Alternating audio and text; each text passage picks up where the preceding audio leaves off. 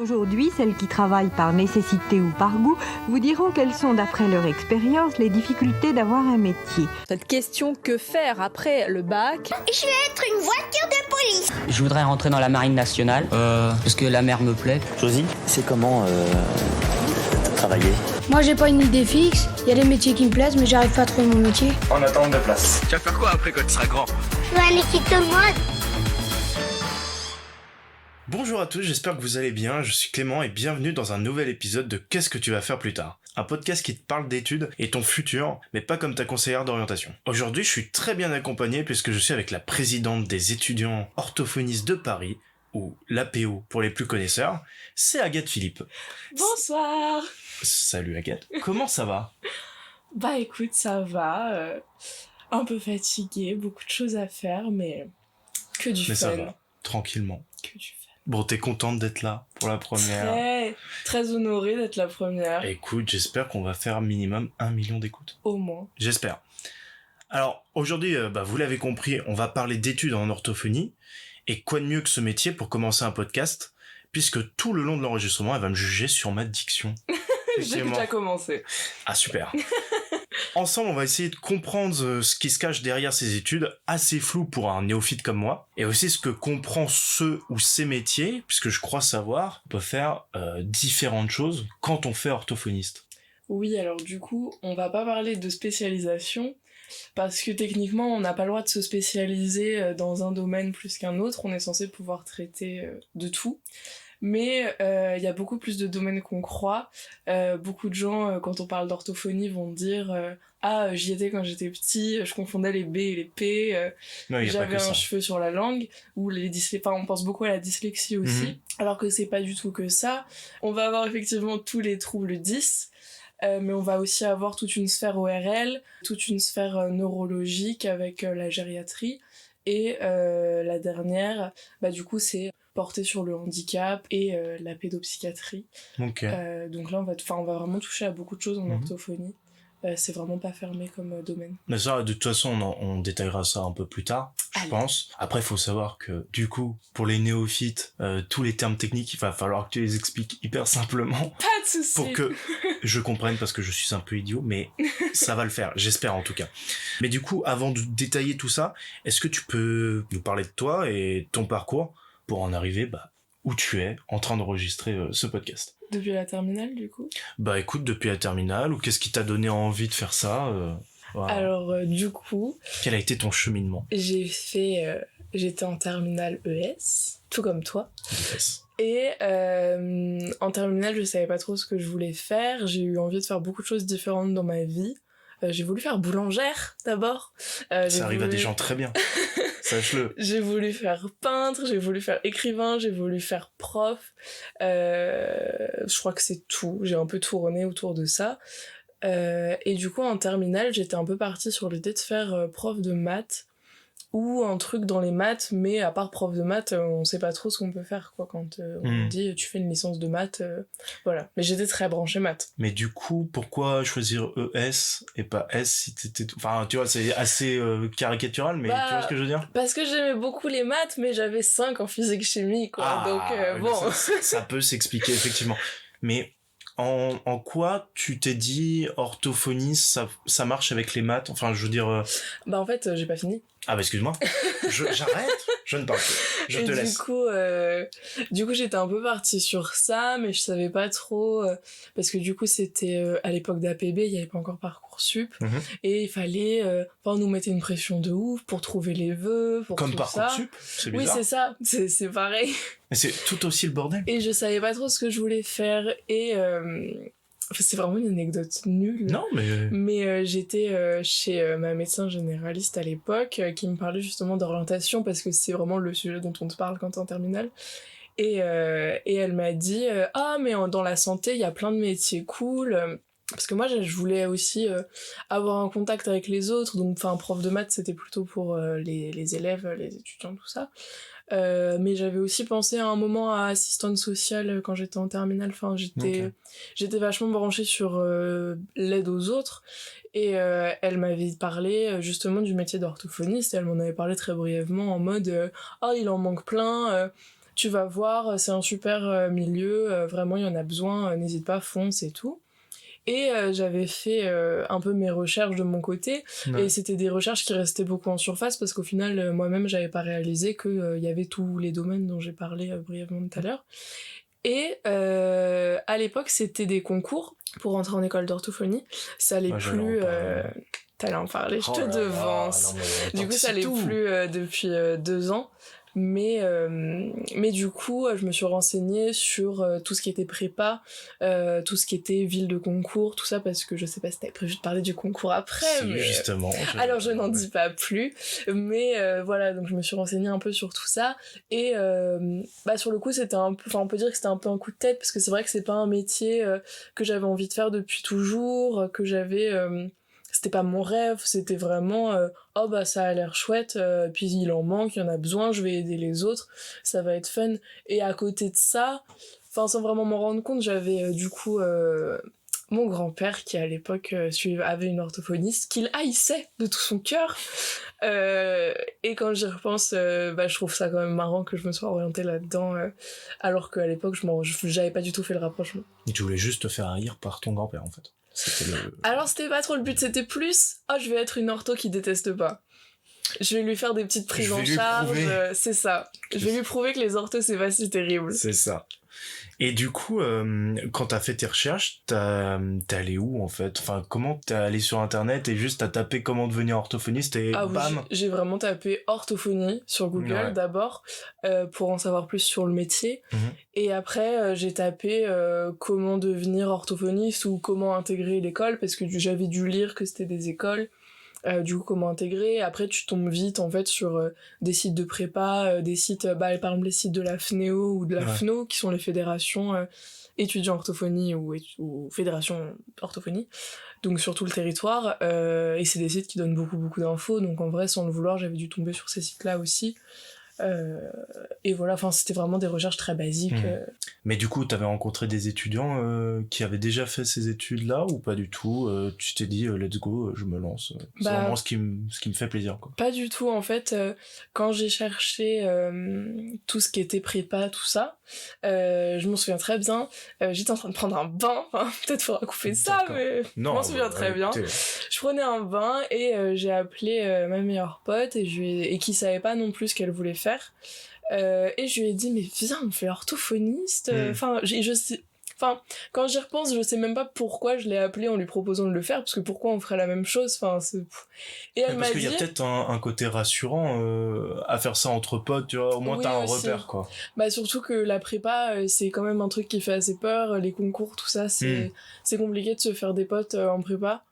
C'est ça, et puis si je peux en rajouter, c'est que les concours c'est dans toute la France, donc tu pars seul dans toute la France, c'est quand même sympa d'avoir quelqu'un sur qui compter. C'est sûr. Pour partir comme ça.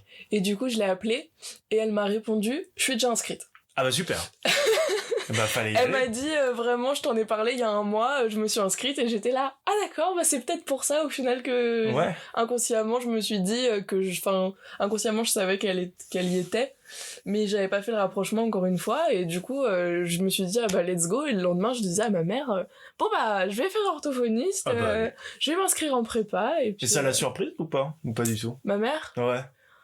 Un peu au début, elle s'est dit est-ce que c'est vraiment un choix, comme tous les parents quoi, est-ce que c'est vraiment ce que tu veux faire, est-ce que t'es sûr, parce qu'en plus les prépas c'était des prépas privées, du coup c'était hors APB, donc tout de suite t'as un coût. Donc c'est sûr qu'au début c'était un peu t'es sûr, ça sort un peu de nulle part, mais après j'ai eu le concours et tout ça, du coup ça a pu la rassurer. Premier coup, doit-on le rappeler? Premier coup. Et aujourd'hui, donc là, t'es en 3e année. C'est ça. Si je me trompe pas. Et quel est ton quotidien avec les cours? Enfin, que fais-tu de tes journées finalement? Et là, en 3e année, à l'école de Paris, on a un rythme qui est de 2 jours de stage par semaine et 3 jours en cours. Enfin, plus ou moins en fonction des journées.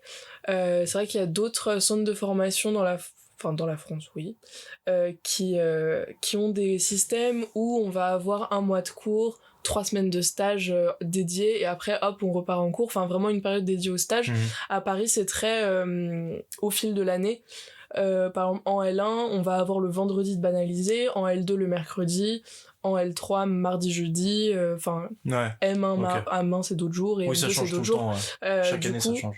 oui, c'est ça, mais c'est vraiment le concept de on a des jours banalisés chaque semaine, et D'accord. c'est pas une grosse... Une grosse session de stage. C'est ça. Mhm. Après, mardi, jeudi, c'est pas ouf. Enfin, c'est très fatigant de faire ah bah lundi, hop, on va à la fac, hop, mardi, on va en stage, mercredi, Ouais. fac, stage, refac. Mais t'as pas une continuité en fait dans le truc. Enfin moi j'ai l'impression, moi j'ai déjà fait des stages avec des gros blocs de stages et des stages alternés entre les jours. Mhm. J'ai l'impression d'avoir plus de continuité quand je faisais des gros blocs que quand je faisais des petits.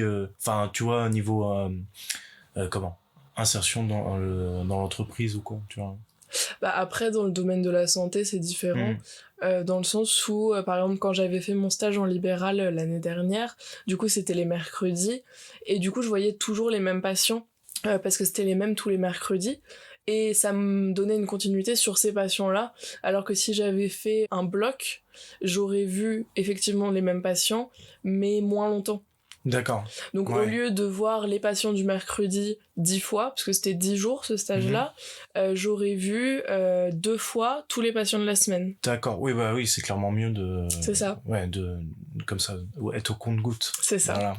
Au moins tu peux suivre plus facilement les patients. Non, c'est ça. Et je voulais savoir, alors c'est peut-être une question un peu compliquée, mais pour toi, enfin, quand tu es orthophoniste et là actuellement dans tes études, c'est quoi je sais pas, les 3 qualités, les principales qualités pour être orthophoniste ou pour devenir orthophoniste en tout cas? Je pense que il faut être organisé Ouais. parce que souvent il faut préparer ses séances à l'avance, à moins que tu sois par exemple dans un CMPP, donc un centre, j'ai peur de dire une bêtise, un centre Tu peux regarder, hein, médico-psychologique si tu et veux. pédagogique, il me semble que c'est ça. Où là tu vas plus avoir par exemple des enfants handicapés, où là tes séances vont pas du tout être organisées de la même manière que si t'as un enfant dyslexique, où là tu vas te dire bon bah on va commencer par un exercice écrit, après on va faire un exercice, tel ou tel exercice, Ouais. et vraiment faut planifier. Et là j'ai pu le voir dans mon stage de cette année, où ma maître de stage elle m'a beaucoup demandé de planifier des séances à l'avance pour que moi je puisse les faire, et c'est vrai que c'est un travail monstre. Enfin c'est un travail monstre pour moi parce que je suis qu'en 3e année et j'ai Ouais. pas toutes les clés, mais c'est vrai que c'est quand même chronophage, surtout quand tu sais que à côté de ça t'as quand même pas mal d'administratifs, de compte rendu de bilan à rédiger, de compte rendu de rééducation. Donc je pense que c'est important de bien avoir une bonne organisation pour garder tout ça au clair. Mhm. Plus si t'es en libéral, tu dois gérer ta compta, tes rendez-vous, tes On machins. va en parler du libéral. Ah, je te devance de Non, partout. mais... Du coup, tu m'avais dit 3. 3, t'es pas obligé, hein. Après, tu fais... Ah, mais t'en on me faire dit 3, moi je 28, fais 3. Hein. Tu fais comme tu veux. Après, je pense que, comme tout métier de santé, c'est important d'être bienveillant et à l'écoute. Surtout en orthophonie, on a beaucoup de cours de psychologie, de psychiatrie. Et c'est pas pour rien, on a beaucoup de patients qui vont se livrer, surtout quand c'est des jeunes, des enfants. Et on est un peu la personne extérieure vers qui ça va être facile de se tourner. Ouais. Et voilà, donc je pense que quand même, les cours de psycho, ça nous fait un peu chier maintenant, mais Ouais. au final c'est quand même utile parce que ça nous permet quand même d'avoir des clés pour gérer des choses. Par exemple, quand on a un patient qui est dans le déni, ou une famille qui est dans le déni des pathologies du patient en question, c'est vrai que c'est pas toujours facile à gérer, on n'a pas toujours les clés. Et je pense que c'est important vraiment d'avoir toujours une approche bienveillante, à l'écoute, et on n'est pas là pour corriger les gens entre guillemets, on n'est pas là pour les juger et leur dire ah bah là t'as fait une faute, ah bah tu confonds tes B et tes P, je reviens sur tout à l'heure. Pourquoi tu parles de mon enfance? C'est pas cool, c'est pas sympa. C'était un petit clin d'œil. On n'est pas là pour ça, on est vraiment là pour accompagner nos patients.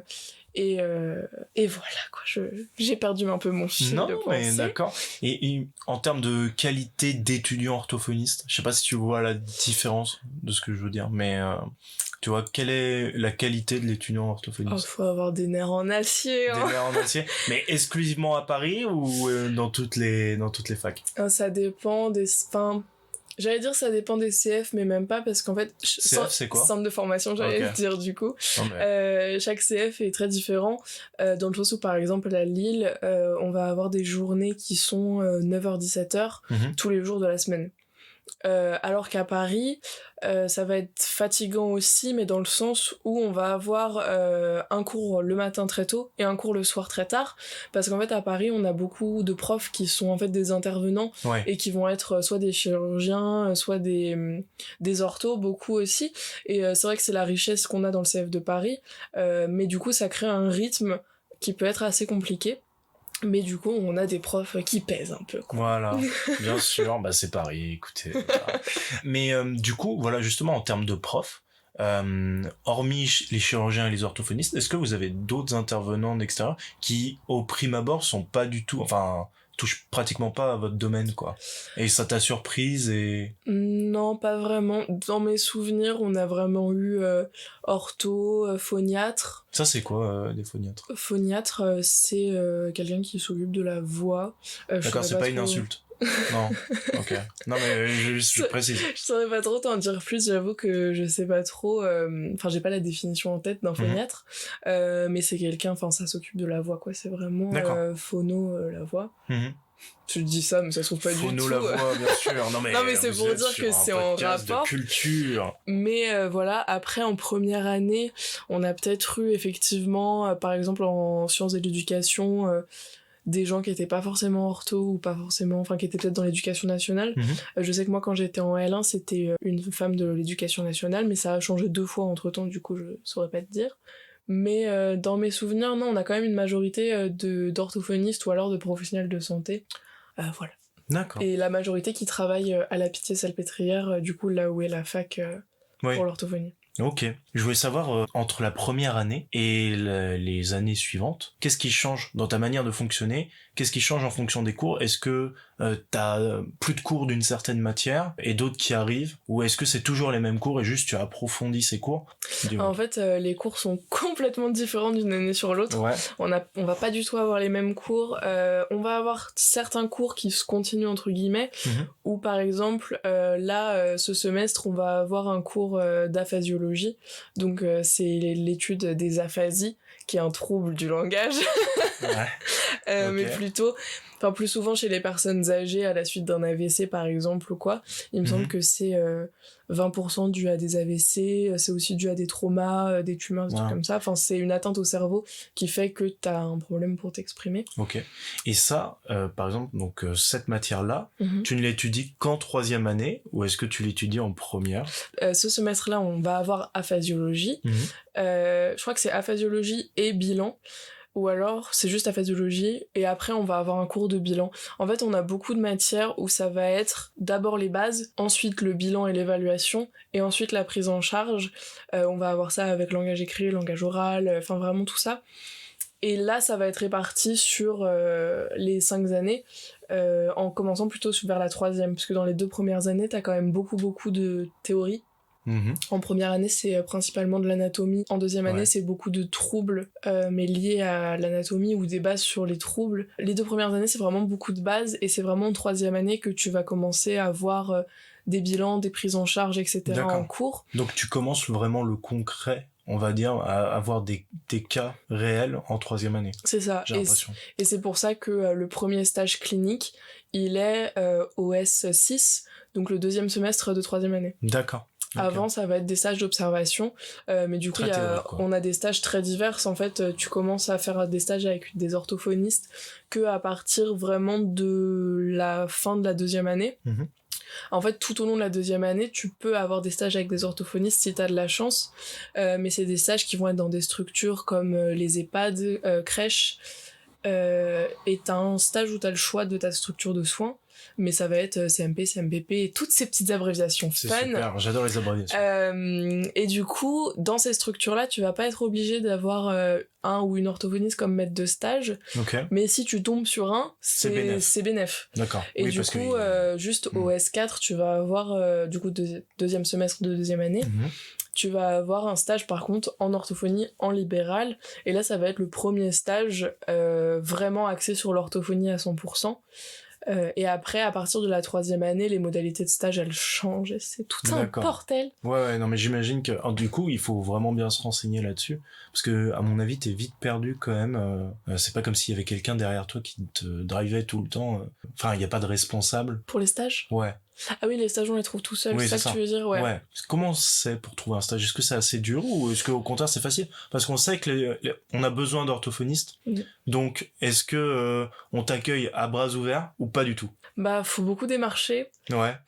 Après, il y a beaucoup d'orthophonistes qui sont vraiment très contentes. Je mets tout au féminin parce que sinon ça va être un enfer. Oui, non, mais... Et on est 98% de femmes, donc... Voilà, il faut savoir que l'orthophonie, c'est 98% de femmes. Voilà, et du coup, ça va être beaucoup de démarches par toi-même. En fait, plus t'avances dans les années, plus c'est difficile de trouver des stages, parce que plus ils vont être longs, souvent. D'accord. En première année, ça va être stage en école primaire pour observer soit le graphisme, enfin primaire ou maternelle, parce que c'est soit le graphisme en grande section, soit l'apprentissage de la lecture en CP. Moi j'avais fait en CP pour la petite anecdote. Après en L2 du coup ça va être EHPAD, crèche. Là ça commence un peu à se compliquer parce que moi j'avais fait du coup ces stages là pendant la crise du Covid, on était même confinés, et la directrice pédagogique de Paris nous avait dit que comme les EHPAD et les crèches étaient ouverts, on pouvait faire nos stages. Du coup pour chercher ces stages là ça a été très très compliqué. J'ai démarché 95 EHPAD et il y en a un seul qui m'a répondu et qui m'a dit oui. Tu les as démarchés en mode audace, j'écris un mail à la boîte contact de l'EHPAD, enfin je dis boîte contact, oui, c'est ça. Ou alors tu connaissais un tel qui était dans l'EHPAD ou qui pouvait avoir un pote ou une pote qui était dans l'EHPAD et tout. Ah bah les pistons c'est super. Ouais, les pistons. J'avais un piston pour l'EHPAD qui n'a pas fonctionné. Et j'étais un peu triste, mais bon, ça s'était pas super bien passé, les entretiens, tout ça. Mais du coup ça a été très compliqué. J'ai envoyé beaucoup de mails parce que j'aime pas trop appeler. Du coup j'ai envoyé des mails et en fait j'ai fini par trouver un site. Enfin j'étais super en retard pour mes stages et pas des crèches, je les ai finis à Noël et tout, enfin le 24 j'étais à la crèche quoi. Et du après coup, c'est festif, c'est cool. Ah bah on a fait la fête. Et du coup j'avais fini par trouver un site de la ville de Paris ou du gouvernement, je sais plus, enfin un truc comme ça, qui recensait tous les EHPAD et les instituts qui prenaient en charge les personnes âgées, les instituts médicalisés. Tu te rappelles de ce site ou pas du tout ? Ah pas du tout, j'avais tapé EHPAD Île-de-France, un truc comme ça. Je le mettrai en description au pire, si on le retrouve. Et j'avais tapé, en fait ils étaient classés par ville et j'avais tapé des villes, j'avais tapé des villes vers chez moi, j'avais cherché sur Paris, j'avais fini par chercher à côté de chez toi, à côté de chez une pote, et j'avais fini du coup à côté de chez cette pote dans le 77. Et heureusement qu'elle m'avait logé parce que ça m'aurait fait 1h30 aller et 1h30 retour. Alors j'imagine un peu la galère quand t'es autre part que Paris, tu vois, si tu vas, je sais pas, t'es dans la région, je sais que j'ai vu dans le centre t'as beaucoup moins d'orthophonistes, j'en parle même pas en Outre-mer côté Mayotte. Comment les gens peuvent faire quand ils sont là-bas ? Après on n'a pas d'école à Mayotte. En France, il y a 21 écoles il me semble, et très souvent, comme les autres écoles pour beaucoup ont justement des blocs pour faire leur stage, beaucoup viennent à Paris. D'accord. Et nous piquent nos places de stage à nous. D'accord, vous piquent carrément. Ah vraiment ? La guerre est déclarée. Mais des fois c'est la guerre. Il me semble qu'une année, il y avait des filles d'un CF qui étaient allées dans une autre ville d'à côté pour chercher des stages parce que personne les prenait, elles trouvaient pas du tout, et du coup ça avait mis les filles de l'autre CF dans la merde. Ça avait fait polémique quoi. Ah, polémique. Mais c'est sûr que en général les orthos sont contentes de prendre des stagiaires. Pour la plupart, mais il faut beaucoup en démarcher, et surtout dans les années supérieures, vraiment en master par exemple, il faut s'y prendre vraiment vraiment à l'avance. Un stage dans le domaine ORL, on peut mettre 1 an et demi pour le trouver, et un stage dans le domaine neuro, 1 an. Du coup, en gros, il faut s'y prendre 1 an et demi à l'avance, quoi. Ouais, d'accord. Donc là, il faut que je m'y mette un peu pour le M1, mais... Ça approche. Mais il y a très très peu d'orthophonistes en salariat. Je ne saurais pas te dire la part libérale salariat, il me semble que c'est 60-40. Oui, j'avais vu un truc comme ça aussi. Mais c'est vrai qu'en salariat, il y a plus de stagiaires que de maîtres de stage. D'accord. Quand tu fais ton entretien de stage, donc déjà, faut rappeler que, comme tu as dit, ça demande pas mal de temps de recherche. Parce que tu prends 1 an et demi pour certains. Et de stress. Le stress va avec la recherche, bien évidemment. Ça va de pair, sinon c'est pas drôle. Qu'est-ce qu'on te demande quand tu vas là-bas? Parce que moi, entretien d'embauche, tu vois, mais genre, au final, quand t'es en première année ou en troisième année, bah tu sais pas faire grand-chose, ou alors c'est le tout début. Qu'est-ce qu'on te demande exactement? Bah en fait, c'est pas vraiment un entretien. Enfin, les entretiens de stage, quand je dis ça, c'est surtout une rencontre avec le maître de stage. Tu sais déjà que t'es pris. C'est si ça match, quoi. C'est ça. En fait, quand tu rencontres ton futur maître de stage, c'est surtout pour signer les conventions. Mais en général, le ou la maître de stage t'a déjà accepté, en fait. Ok. De par des échanges par mail ou quoi. Enfin, par exemple, là...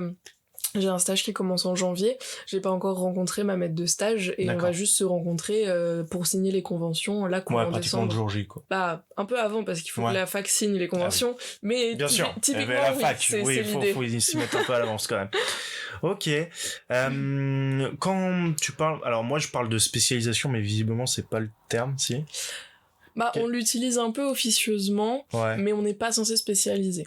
Dans le sens où on doit pouvoir s'occuper de tout le monde. Tout savoir. C'est pour ça que vous avez des stages différents en... C'est ça. On est obligé d'avoir un quota d'heures dans chaque domaine. Donc on a 3 domaines de stage, neurologie, ORL et pédopsychiatrie handicap. Ok. Et quand donc on ne se spécialise pas officiellement, mais comment on voit qu'on a des préférences pour telle ou telle spécialisation du coup, sachant que bah du coup les stages sont pas vraiment fréquents finalement. Quand tu te dis vas-y je vais là-dedans, mais pourquoi en fait? Bah c'est vraiment propre à chacun. Après on voit beaucoup par rapport aux cours. On va avoir des préférences pour les cours, on va avoir des préférences au niveau des stages aussi. Par exemple, moi je sais que pédopsychiatrie handicap ça m'intéresse pas du tout et du coup je vais vraiment faire le minimum de quota d'heures en pédopsychiatrie handicap pour pouvoir me consacrer à d'autres domaines. Mais après c'est vraiment propre à chacun et ça change en fait au fur et à mesure des 5 ans. Moi en entrant en orthophonie je me suis dit je vais faire ORL et je vais faire que des adultes. Et là ça a changé un peu. ORL et ou que des adultes. Et après je me suis rendu compte que j'étais extrêmement nulle en ORL. Vraiment j'ai eu 6 à mon partiel. Mais t'es passé. Je suis passée, c'était le minimum à avoir, je l'ai eu. C'est l'essentiel. Mais c'est vrai que ORL c'est un domaine qui est assez compliqué. Il faut savoir beaucoup de choses, c'est très fatigant.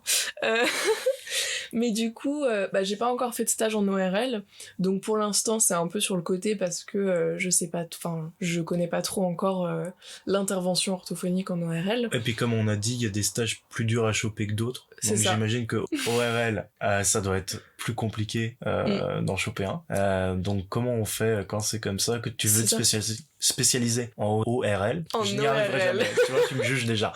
C'est la pression.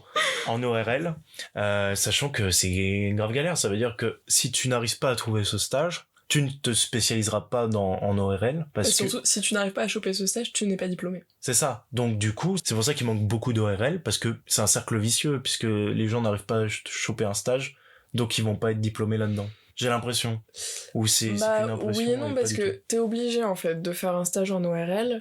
Après, c'est vraiment encore une fois les affinités de chacun. L'ORL c'est un domaine qui est très technique et c'est pas du tout justement un domaine qui est connu du grand public et c'est pas du tout un domaine que tu connais quand tu rentres forcément en orthophonie et du coup c'est pas forcément le domaine qui va t'attirer. Mais après, dans le domaine ORL, tu peux avoir des stages très différents. Tu peux avoir, par exemple, il y a des orthos qui travaillent dans des écoles spécialisées pour les sourds, et tu vas avoir d'autres orthos qui vont être en hôpital, et encore d'autres qui vont être dans des centres d'implantation cochléaire. Donc l'implant cochléaire, c'est un implant qui va venir dans l'oreille interne. La cochlée, c'est une partie de l'oreille interne. Et du coup, ça va être pour les sourds profonds ou de naissance, il me semble. On va pouvoir leur proposer cet implant. C'est assez mitigé. Enfin, il y a des gens qui en veulent, il y a des gens qui en veulent pas. Mais c'est vrai que c'est un petit bijou de technologie, cet implant cochléaire. Et du coup, il y a des orthophonistes qui travaillent là-dedans parce que c'est parfois difficile de s'adapter à l'implant. Ok. Maintenant, on sait pourquoi tu as fait orthophoniste, mais je voulais savoir où est-ce que tu prends le plus de plaisir dans ce métier, finalement. Qu'est-ce qui te fait te lever le matin et te dire vas-y, j'ai trop hâte de faire ça, quoi. Le contact avec les patients. Ouais. Il y a des patients où vraiment t'as des coups de cœur et t'es limite triste quand la prise en charge elle s'arrête. Bon, t'es content pour eux, hein, parce que t'as plus de salaire aussi. C'est ça qui est dommage. Ce qui est bien, c'est qu'ils ont plus besoin de toi. Ouais. Mais c'est vrai qu'il y a des patients qui sont vraiment très très mimes et que t'aurais limite envie de continuer à voir et tout, mais bon, c'est pas possible. Bah oui, forcément. Mais oui, c'est ça, et tu te dis que ils viennent pour toi aussi, et toi t'es là pour leur apporter quelque chose et les aider, et c'est pas que sans toi ils pourraient rien faire ni rien, mais tu te lèves le matin pour aider ces gens-là, et ils viennent vers toi parce qu'ils ont besoin de toi. Ouais, mais en plus, enfin, t'as quand même une utilité publique, et enfin, tu vois, il y a ce truc de reconnaissance auprès des gens qui est super important, et enfin, tu te dis, sans nous ça fonctionnerait pas, mais c'est vrai, parce que je crois que c'était Clément Vetironic, je vais écorcher son nom, mais le gars qui est chez Click, qui étudie un peu la sociologie et tout, avait dit que en gros la première discrimination c'était quand même le langage, donc bien parler à l'oral, mais ben voilà, bien prononcer les mots, etc. C'était la première source de discrimination, donc voilà. Est-ce qu'il y a eu des moments où t'as eu des doutes, où tu t'es remis en question, genre toutes les études que t'as faites, parce que c'est quand même assez dur. T'as fait la prépa, bon, généralement, donc à ce concours-là, maintenant, c'en est plus un, mais normalement, tu passes pas la première année, quoi. Enfin, il y a beaucoup de personnes qui échouent. Est-ce qu'il y a eu des moments où t'as eu des doutes, alors que t'avais déjà franchi ce concours, qui était quand même un gros palier, quoi? Oui. C'est vrai que le concours, c'était vraiment très compliqué. Il y avait 5% de réussite à ce concours, voire moins. Et c'est vrai qu'une fois passé, on se dit « Ouf, c'est bon, je suis passé, tout va bien », alors qu'en fait pas du tout, tout ne va pas bien, parce que le concours était très peu représentatif des études qu'il y avait derrière. Le concours, c'était vraiment orthographe, vocabulaire, logique et biologie. Alors qu'en première année, tu travailles sur le corps humain. C'est ça. Voilà, en première année, de mémoire, les matières, c'est sciences de l'éducation, initiation aux sciences du langage, anatomie, enfin neuroanatomie, anatomie de tout ce qui est trachée, gorge, voilà, je sais plus le nom exact de la matière, mais c'est phonation, articulation, déglutition. Dis-le très vite, c'est fun. Dis-le très vite 5 fois. Je ne le tenterai pas. Mais oui, c'est sûr que c'est pas du tout pareil. Et moi, j'ai redoublé du coup ma première année. Et quand j'ai redoublé, ça a été très très dur parce que c'était le syndrome de l'imposteur en me disant j'ai réussi le concours, mais j'ai raté ma première année. Et qu'est-ce que je fais là, quoi? Parce qu'il y a des gens qui, par exemple, le concours à Paris, il prenait 120 personnes. La 121e personne, peut-être qu'elle aurait réussi sa première année. Donc pourquoi moi, je suis meilleure qu'elle? Et enfin, c'était vraiment une grosse remise en question. Et c'est ça aussi le problème avec les concours. C'est que c'est une compétition constante. Et même en première année, du coup, c'est une compétition vis-à-vis des autres ou pas du tout? Non, pas du tout. Il y a moins de... En fait, une fois que t'es dans l'école, on est tous là. Et en fait, il y a encore des gens qui ont une mentalité très scolaire, en mode j'ai eu 16 au partiel, t'as eu combien, tu vois? J'ai eu 6, c'était un problème. Ouais, retour au lycée, quoi. C'est ça, en fait, que j'ai 6 ou 16, au final, on sera tous orthophonistes, quoi. Oui. Peut-être, enfin... sûrement si tout va bien. Du coup c'est ça. J'ai oublié la question. Plus ou moins compétent. Bah on parlait de tes doutes et tout. Est-ce qu'il y a eu un moment où, hormis tu vois le fait que t'es redoublé et du coup que ça fait très mal, est-ce qu'il y a eu un truc où quand t'as redoublé, tu t'es dit ok j'arrête et je vais me réorienter ailleurs parce qu'il y a d'autres trucs qui m'intéressent, ou est-ce que tu t'es dit je redouble, c'est archi dur mais vas-y je vais continuer parce que de toute façon j'ai que ça? Bah, je savais pas trop. En fait, je suis restée dans ma branche parce que je me suis dit, de toute façon... Enfin, en fait, c'est le côté, j'ai passé le concours, j'ai fait une prépa, ce serait con d'abandonner maintenant. Du coup, j'ai passé une année à bosser à droite à gauche, à tester des nouveaux trucs, etc. Par contre, la fin de ma 2e année, je m'étais dit, si je redouble, j'arrête. Parce que niveau d'ego, niveau de j'en ai marre, là, je m'en prends plein la gueule. Est-ce que t'avais pas ce ressenti de perte de temps, tu vois? Non, j'avais un peu honte à la rentrée quand j'ai croisé des gens qui étaient dans ma prépa et que j'avais eu le concours et pas eux, et que du coup c'était un peu ah bah j'ai eu le concours et pas vous, et maintenant on se retrouve dans la même promo parce que j'ai pas assuré et j'ai redoublé. Au début j'avais un peu honte de ça. J'avais un peu honte de redoubler de toute façon parce qu'on était 2 à redoubler dans la promo sur 120. C'est pas très bien vu en fait le redoublement, alors que pourtant c'est un truc intéressant quoi, si tu veux Bah après, Quand t'as des grosses difficultés, bah voilà, il faut les compléter, quoi. Oui, de primaire à terminale, je suis d'accord, même maternelle. Après, dans le supérieur, quand tu redoubles, t'as pas toutes les matières à nouveau. Ouais. Du coup, là, c'était surtout une année de vide où j'ai eu 3 matières toute l'année. Oui, il y a une espèce d'ennui qui s'installe. C'est ça. Un truc de revoyure, quoi. Mais après, j'ai pu tester d'autres trucs, du coup, à côté, et c'était bien aussi. On va revenir au métier d'orthophoniste plus. Moi, je voulais savoir qu'est-ce que c'était une journée type d'orthophoniste. Parce que j'ai l'impression que c'est un métier où t'es un peu tout seul, t'es un peu isolé, à part avec tes patients, du coup, mais il n'y a pas trop d'équipes ou de gens avec qui se référer, donc j'ai l'impression que t'es un peu toute seule à bord, tu vois. Bah, tout dépend si t'es déjà en salariat ou en libéral. Alors, petit aparté, est-ce que tu veux expliquer la différence entre salarial ou libéral? Salariat. Salariat ou libéral, bien sûr. Du coup, le libéral, ça va être quand on a notre propre cabinet, comme un médecin généraliste, comme un kiné, enfin vraiment un cabinet, ça peut être moi toute seule ou avec d'autres professionnels de santé. On peut faire un cabinet avec plusieurs orthos ou un cabinet avec une ortho, une ergo, un kiné, enfin... Mais ça va être vraiment, par exemple, on loue une maison, on en fait un cabinet, et voilà. Alors que salariat, ça va être dans tout ce qui est structure, donc les EHPAD, les cliniques, les hôpitaux, en fait, la différence c'est qu'en salariat, t'es payé par la structure, alors qu'en libéral, tu te payes toi-même, entre guillemets, et c'est toi qui gères tout ce qui est compta, tout ce qui est charge, tout ça. D'accord. Donc en fait, t'es une sorte de freelance. Freelance de la santé. Freelance de la santé, c'est beau. La Startup Nation nous remercie. Mais du coup, pour revenir sur la solitude, quand t'es en libéral, ça peut. Il y a des gens que ça dérange pas d'être tout seul. Par exemple, ma maître de stage en libéral, l'année dernière, elle avait un bureau. Enfin, son cabinet, c'était une salle d'attente, un bureau. Elle était toute seule. Elle partageait le cabinet avec une psy, mais elles étaient pas là les mêmes jours. Et du coup... Là, oui, peut-être le midi, enfin les moments comme le midi, ça peut être un peu solitaire. Ouais. Mais après, facilement, tu peux te faire un cabinet pluridisciplinaire ou avec plusieurs orthos en collaboration. Et du coup, tout de suite, si t'es avec d'autres orthos, tu peux faire des liens en mode « Ah bah t'as pas un matériel pour travailler ça Ah bah si, moi j'aime bien ça. » Et puis « Ah bah j'ai un problème avec ce patient-là. » Et même tu discutes après et tu deviens COPS. Et comme en salariat, là actuellement, je me base beaucoup sur ce que j'ai vu en stage. Mais dans la clinique où je suis actuellement, il y a 5 orthophonistes. Et dont 4 qui sont devenues super copines en fait, et on mange ensemble le midi, enfin elles mangent ensemble et moi j'arrive les jours où je suis en stage. Et toi dans la petite pièce d'à côté, dans le placard Harry Potter. C'est ça, elles mangent ensemble tous les midis, elles se font des trucs ensemble le week-end. Et en fait dès que t'es en salariat, c'est moins facile d'être solitaire parce que t'as tous tes collègues en fait. Ouais, du coup, si on a peur de la solitude, en tout cas il y a toujours des solutions pour pallier à ça. Ok. Je pense qu'il y a très peu d'orthophonistes au final qui sont seuls. Ouais, au final, ouais. Est-ce que tu connais les qualités et les défauts pour libéral et salarié?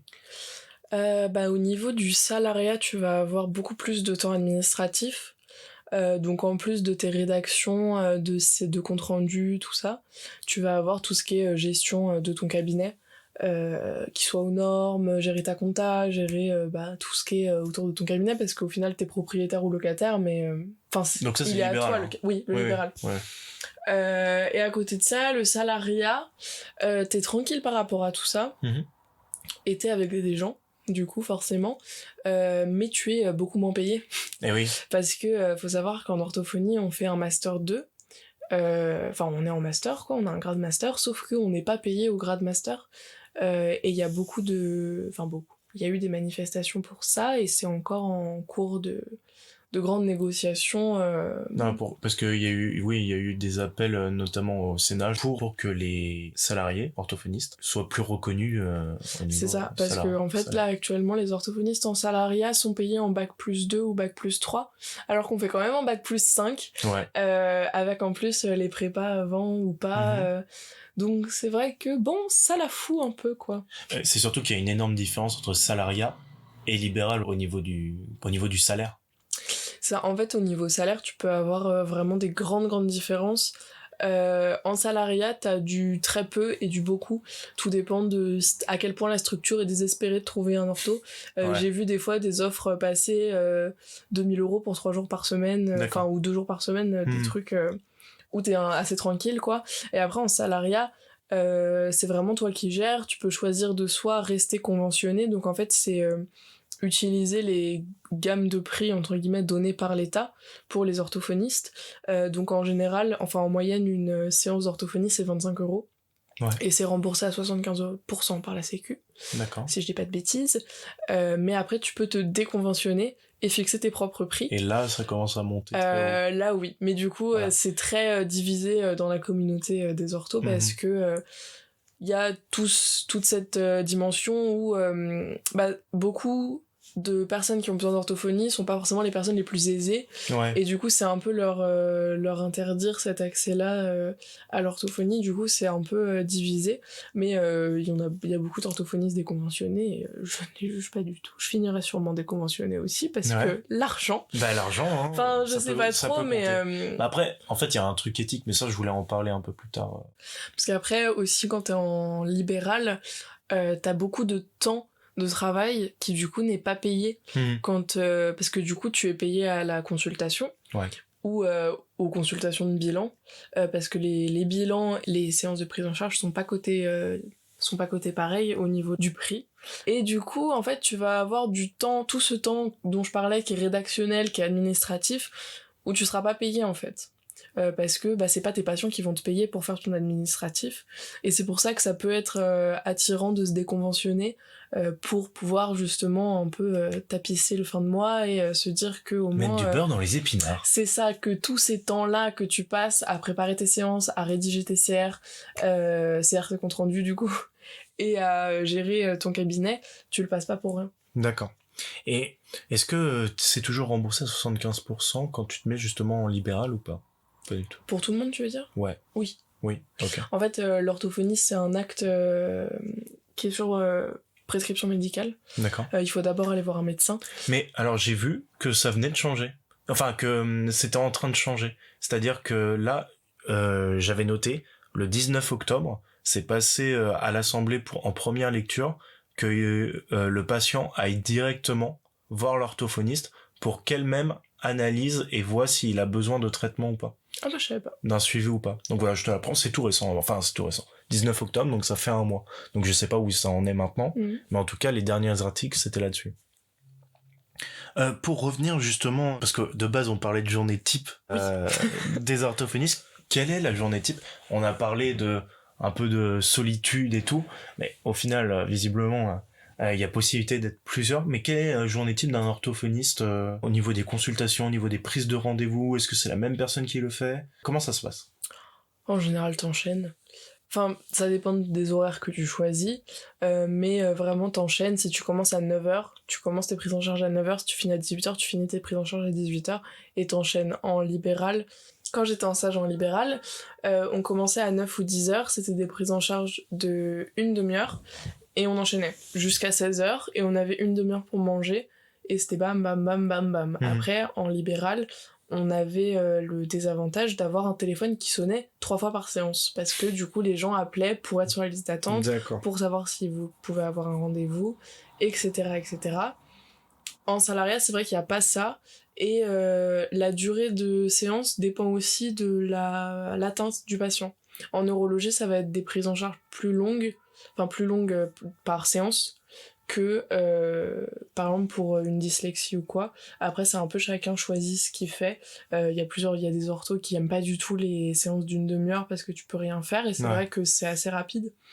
Mais il y a aussi des orthos qui peuvent pas se permettre de faire 45 minutes pour chaque, parce que tu perds 3 patients par jour, quoi. Ouais, c'est ça. Non mais d'accord. Et justement en termes de patients, on parlait de la liste d'attente, que c'était visiblement un enfer pour s'inscrire. Enfin, moi, je me souviens que j'étais petit. Effectivement, ça m'avait mis pas mal de temps pour avoir un rendez-vous. Comment on gère ça en tant qu'orthophoniste? C'est compliqué. J'imagine. C'est vrai que je pense que chacune et chacun a sa propre méthode. Il y en a qui n'ont même plus de liste d'attente, tellement c'est du travail et du temps de gérer la liste d'attente. Il y a des logiciels qui sont sortis de gestion de liste d'attente assez récemment, je crois. Enfin, il doit y avoir des plus vieux, mais c'est vrai que ça prend sa place. Oui, il y a des outils qui vous aident. C'est ça. Moi, en libéral, elle gérait toute seule, elle avait un tableau, et elle voulait que les familles la rappellent tous les mois pour confirmer leur place sur la liste d'attente. Sinon, si tu rappelais pas, chaque semaine, tu perdais des places. Ok, ouais, c'est un... Donc c'était vraiment, elle y passait une demi-heure tous les soirs à checker tous les gens qui avaient rappelé ou pas et tout. Et c'est vrai que ça prend du temps, et en fait, c'est vrai que dans ta journée type, justement, tu as tes prises en charge, mais t'as forcément un temps rédactionnel, administratif, au début ou à la fin de ta journée, que tu sois en salariat ou en libéral. D'accord. Tu peux pas juste arriver, prendre en charge tes patients et repartir. Quand t'es en libéral, t'as eu de la télétransmission à faire, donc envoyer tous les paiements que t'as eu, tous les trucs de carte vitale, tu les envoies à la sécurité sociale ou que sais-je. Ouais. Et en salariat, typiquement ma maître de stage actuelle, le matin de 8 à 9 heures, tous les jours, elle a un temps de rédactionnel qu'elle prend pour rédiger ses comptes rendus, parce que sinon elle a pas du tout le temps. Parce que justement, on enchaîne, on finit à 18h, enfin elle finit à 18h et moi les jours où je suis avec elle du coup, finit à 18h et enfin le dernier patient, il sort du bureau, il est 17h40 et on finit à 18h.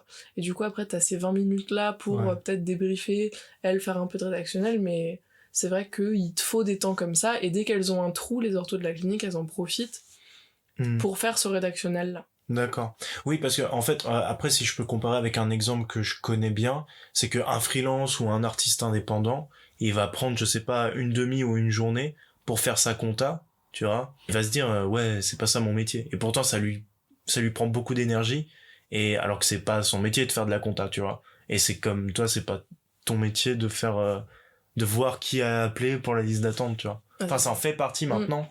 Mais de base, quand on pense orthophoniste, on pense pas à tous ces trucs-là à côté, de gérer toute la paperasse et de gérer toutes les attentes, parce que on manque cruellement d'orthophonistes. D'ailleurs, on va en parler de ça, des accès au concours. Je voulais savoir aussi si t'avais d'autres problématiques que tu ressentais dans le métier, ou pas du tout, vis-à-vis à part ça. S'il y a des problèmes. Les problématiques principales, c'est ça, c'est le manque, en fait. Ouais. C'est le manque. Et en fait, je pense que c'est la plus grosse et un peu l'unique problématique. Ok. Et est-ce que y a matière à progresser dans ton métier, à avoir une évolution? Est-ce qu'il y a possibilité de se former un plus, d'avoir, je sais pas, une autre... Alors, on disait pas de spécialisation, mais justement de voir d'autres trucs à côté? Ou est-ce que une fois que t'as quitté le cursus des 5 ans, t'es orthophoniste, t'as pas de reformation pour rechecker si t'es bien aux normes? On a une formation continue. Ça je l'ai appris très récemment. En fait, on a une obligation d'assister à une formation tous les 3 ans. D'accord. De notre choix. Mais du coup, c'est vrai que t'as une formation continue qui est obligatoire, surtout quand, par exemple, tu vois, quand logicomath, donc tout ce qui est trouble des mathématiques et de la logique, tu es très peu formé en fait en école. Et il y a une formation qui est assez connue, j'ai plus le nom là, il m'échappe, mais que les orthos font à la sortie de l'école et qui dure plusieurs semaines, exclusivement pour la logicomath. Après, t'as plein de formations sur tout ce qui touche à l'orthophonie, la voix, les aphasies, les paralysies faciales, etc. Et c'est à toi un peu de choisir auquel tu vas, mais on a un devoir de se former continuellement, et pareil, s'il y a des avancées, des trucs qui changent, comme on découvre que telle prise en charge, en fait, fallait la faire comme ça, etc. C'est vrai que c'est aussi intéressant de continuer à se former. Ouais, carrément. Bah oui, ça me paraît évident quand même que vous soyez formé en continu. Parce qu'il faut stimuler quand même l'esprit. C'est ça. Encore. On va parler maintenant de l'accès aux études. Puisqu'on en a parlé un peu avant, que toi t'as passé le concours. Maintenant ça marche plus comme ça, de ce que j'ai compris. Comment ça marche maintenant? Quelles sont les modalités pour rentrer en études d'orthophonie? Alors maintenant c'est un peu le bordel. Tu passes par Parcoursup et en fait tu candidates pour un regroupement de centres de formation. Je sais que Paris est son propre regroupement, mais tu vas avoir par exemple Poitiers, Tours, Rennes ou un truc comme ça, ou Brest. Enfin, Ok. J'ai Et après, pas les regroupements en tête, mais après tu vas être dispatché dans un des CF. il d'accord, me ouais, t'as semble. plus le choix. Si on reprend ton exemple, imaginons Poitiers-Tours-Rennes, si t'es pris parmi ces trois-là, après on te dispatche, mais t'as pas le choix. C'est ça. Bah je crois, mais vraiment faut pas m'écouter là parce que je suis vraiment pas sûre, mais c'est sûr que c'est sur Parcoursup. À la base, la première année de Parcoursup, c'était il y a 2 ans, et ça devait être présélection sur dossier et sélection finale sur oral. D'accord. Comme il y a eu le Covid, il n'y a pas eu les oraux la première année de Parcoursup. La deuxième année de Parcoursup, certains centres de formation ont décidé de garder les oraux et d'autres les ont supprimés. Mhm. Et en fait, on sait pas trop comment ça va être cette année, Ouais. parce que du coup, là, ça change tous les ans. Mais à la base, l'idée, c'était présélection sur dossier et quand même garder un oral, surtout par exemple à l'école de Paris, où ils aiment bien vérifier qu'on a quand même une bonne élocution, qu'on n'a pas des Oui. modules ou que sais-je. Mhm. Et voilà. D'accord. Et donc tu m'as dit que c'était un peu flou. L'oral, tu sais vraiment pas ce qu'il y a dedans pour. L'oral est resté assez similaire. Ça va être pas mal de... Enfin, il me semble, ça va être pas mal de mémoire de travail, donc ils vont te dire des mots, par exemple, au début. Enfin, ça, c'est mon expérience de Paris. Mais ils vont te dire des mots au début et tu vas devoir les redire à la fin de l'entretien. Mhm. Ils vont te poser des questions sur ta motivation. Enfin, c'était très propre à tous les CF, enfin à chaque CF. Et c'est vrai que dans mes souvenirs de cours d'oraux en prépa, on nous avait préparé à beaucoup de choses. On nous avait préparé à chanter, on nous avait préparé à parler D'accord. de nous. Ah oui. On nous avait préparé à justement faire des exercices comme ça de mémoire, de restitution de texte, enfin plein de trucs comme ça. On nous avait aussi préparé à des questions en mode si t'étais un arbre, qu'est-ce que tu serais ? D'accord. Et c'est Eh oui. là où il faut que tu écrives ta réponse vraiment. Tu vois, par exemple, moi j'étais un cerisier parce que D'accord. c'est un arbre fruitier, parce que j'aime donner aux autres. D'accord. Donc moi, je serais un olivier parce que j'aime bien les olives et la tapenade. Pour l'apéritif. Ça peut marcher ? Pas sûr, écoute. Ah, bon, et ben ce sera pas pour cette année en tout cas le concours. Alors après, je sais que tes études c'est en 5 ans.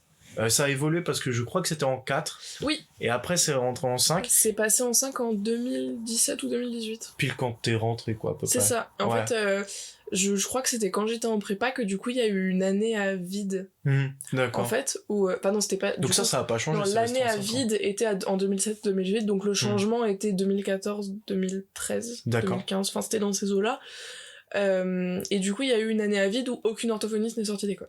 Et là, ça a été très compliqué. D'accord. Ah ouais. Et justement, j'ai lu un truc dessus là qui disait que en gros, on a une hausse d'orthophonistes de 4% par an en moyenne. Oui, j'ai vu ça aussi. Et cette année-là, on a les était mêmes à... stats. Oh là là, la FNO. On était à 0,48% d'orthophonistes en plus. D'accord. Aujourd'hui, quand tu veux participer donc à cette sorte de concours où en fait tu donnes ton dossier et tu fais un oral, est-ce que t'as encore de la prépa là-dessus ? Enfin, est-ce qu'il y a une prépa qui t'exerce à ça ? Est-ce que tu dois aller en prépa ou est-ce que... Maintenant, Ouais, maintenant. il y a encore des prépas Mhm. qui font pour les oraux, mais c'est vrai que les prépas se sont un peu Ouais. perdus dans les airs. Ouais, c'est elle contre-inquiet, quoi, la réforme du C'est truc. ça. Mm. Après, à Paris, on a un système de marrainage qu'on a mis en place cette année, justement pour les oraux, même si au final ils ont été annulés, où en fait, une étudiante de L1 ou L2 pouvait choisir de marrainer une candidate Parcoursup pour son oral. D'accord. Et je sais aussi qu'il y a plusieurs prépas qui proposent à d'anciennes étudiantes des prépas concernées de, pareil, marrainer des étudiantes en prépa. Mhm. Et j'ai une copine qui fait ça, et justement, elle a plusieurs filleuls, elle leur propose de faire des oraux blancs, etc. D'accord. Et c'est Carrément, vraiment donc, les accompagner, ouais. Et comment tu peux avoir accès justement à ces parrains, marraines, mais plus marraines du coup ? Soit c'est ta prépa qui les met en place. D'accord. Comme, Oui, du donc coup, comme il pour, reste des prépas, on te c'est ça. contacte et tout. Ouais. Soit tu peux contacter du coup l'APO. Voilà, on allait en On parler. fait ça à l'APO depuis cette année. En fait, on a une page Facebook qui s'appelle Concours Paris Admission, un truc comme ça. Mhm. Mais on va refaire une page cette année parce qu'il y a plus de concours du coup. Ouais. Et on va l'appeler Orientation Paris Orthophonie, un truc comme ça. Mais du coup, il y avait des gens qui trouvaient cette page et qui venaient poser leurs questions à du coup nos VP, nos vice-présidents qui s'occupaient de ça. Et cette année, c'était une membre active de l'association qui a décidé de mettre en place ce marrainage-là, et elle s'en est occupée de bout en bout. D'accord. Donc elle a proposé des inscriptions aux personnes qui n'étaient pas en école, enfin qui voulaient rentrer pour avoir une marraine, et pareil, elle a proposé une inscription aux gens qui étaient déjà dans l'école pour avoir une filleule, et après elle a fait les couples. Ok.